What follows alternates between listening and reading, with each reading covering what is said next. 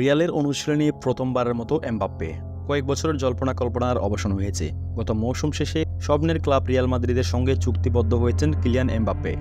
Santiago বার্নাব্যুতে জমকালো আয়োজন তাকে বরণ করে নিয়েছেন ক্লাব প্রশাসন ও সমর্থকরা। কিন্তু রিয়াল মাদ্রিদের জার্সি চাপালেও এখন পর্যন্ত মাঠে নামার সুযোগ হয়নি এই ফরোয়ার্ডের।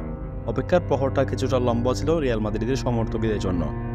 2 মাস আগে যোগ দিলেও প্রাক মৌসুম প্রস্তুতির ম্যাচে পাওয়া যায়নি তাকে। তবে নতুন মৌসুমে স্প্যানিশ চ্যাম্পিয়নদের প্রথম ম্যাচ সামনে রেখে প্রথমবারের মতো রিয়ালের আনুষ্ঠানিক অনুশীলন সেশনে যোগ দিয়েছেন এই ফরাসি তারকা।